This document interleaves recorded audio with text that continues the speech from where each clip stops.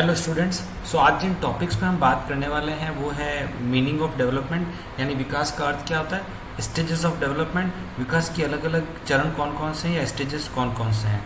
तो चलिए शुरू करते हैं आज का वीडियो।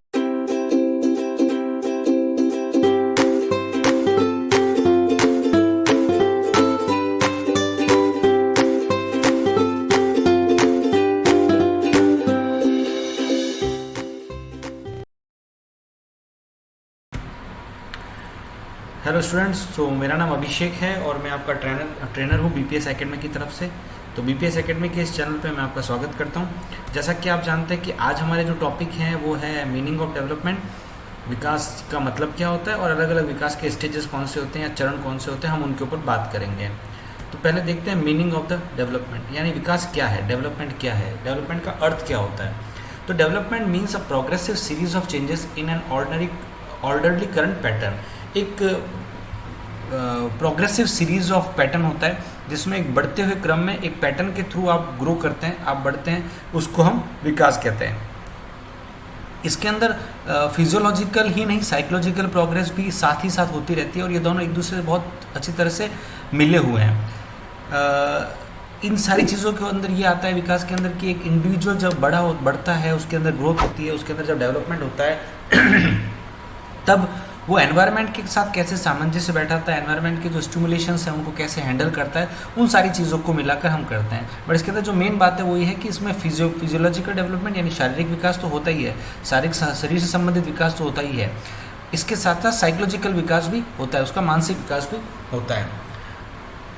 अब ये डेवलपमेंट के अलग अलग स्टेजेस कौन से होते हैं हमें ये जानना है।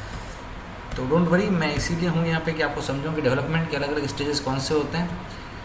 तो डेवलपमेंट स्टेजेस की अगर हम बात करें तो इसमें आता है सबसे प्रीनेटल स्टेज, यानी कि बर्थ से लगाकर जब से कंसीव करते हैं तब से लगाकर बर्थ तक का जो पीरियड होता है, यानी प्रेगनेंसी पीरियड आप इसको कह सकते हैं, वो कहलाता है प्रीनेटल स्टेज।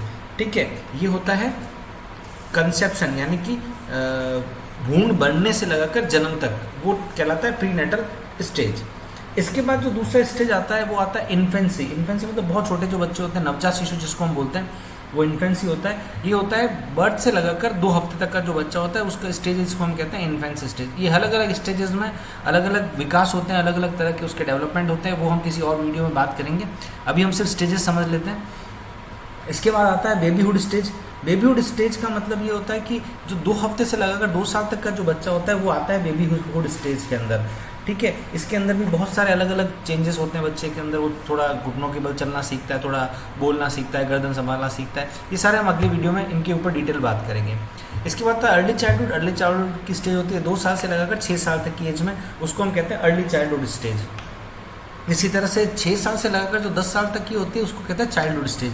अब यहाँ पे समझने की बात यह है कि 10 साल की उम्र तक जो बचपन जिसको कहते हैं वो ख़त्म हो जाता है। उसके बाद आता है प्री एडोलेसेंस। एडोलेसेंस को हम टीनेज भी कहते हैं। ये शुरू होता है 10 साल से लगाकर 13 साल तक। तो ये जो 10 साल से 13 साल की जो एज होती है वो टीनेज कहलाती है। टीनेज में या एडोलेसेंस एज में आपके जो बहुत सारे दूसरे विकास होते हैं, उसके अंदर बहुत बड़े चेंजेस आ रहे होते हैं बच्चे के अंदर। उसके अंदर हार्मोनल चेंज आ रहे होते हैं, उसके अंदर फिजिकल चेंज बहुत ज़्यादा आ रहे होते हैं, उसके सेक्सुअल डेवलपमेंट हो रहे होते हैं। ये सारा एडोलेसेंस एज में आता है। उस एडोलेसेंस एज का जो शुरू का पीरियड होता है, यानी 10 साल से 13 साल तक, उसको हम कहते हैं प्री एडोलेसेंस एज। इसके बाद जो एज आती है वो होती है अर्ली एडोलेंस। अर्ली एडोलेंस होती है 13 साल से 17 साल के बीच में, इसको हम कहते हैं अर्ली एडोलेसेंस एज।